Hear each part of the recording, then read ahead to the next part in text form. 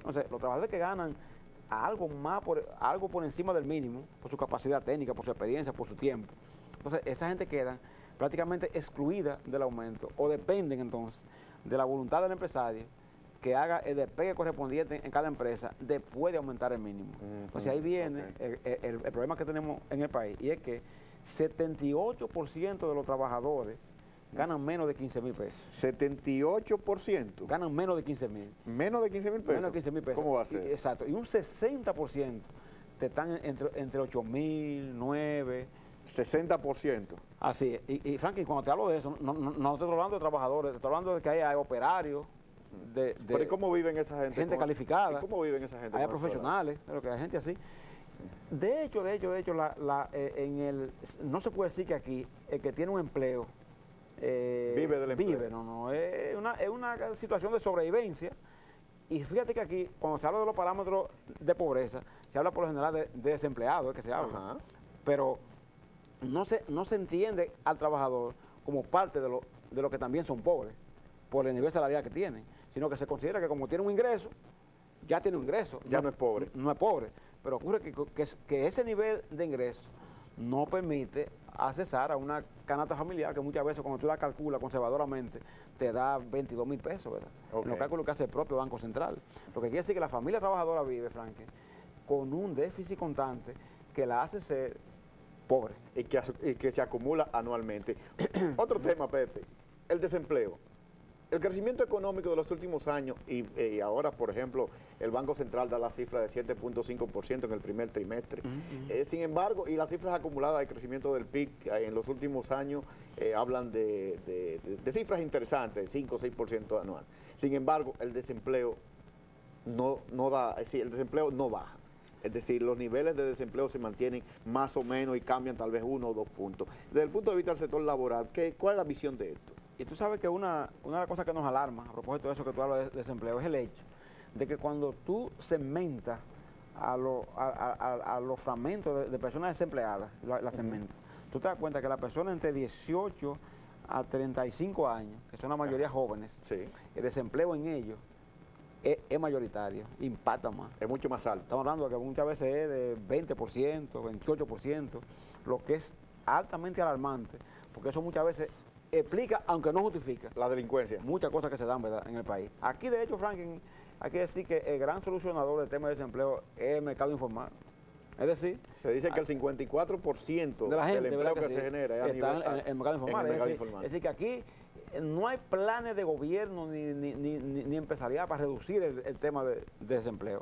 Es el mercado informal quien termina resolviéndolo. Es el gobierno que resuelve el tema de desempleo en República Dominicana. Hablando otra vez del asunto del salario, y acuerdo que se llegó con el sector salud, ¿cuál es la visión que ustedes tienen de esto y si definitivamente ya se va a resolver el problema con los médicos y las enfermeras? Sí, ya nuestro sindicato, que es el Sindicato Nacional de Trabajadores de Enfermería, que dirige el compañero Julio César Cruzeta, estuvo en el Pato, Argentina Abreu estuvo en el Pato, que representa a los trabajadores también de los hospitales como conjunto.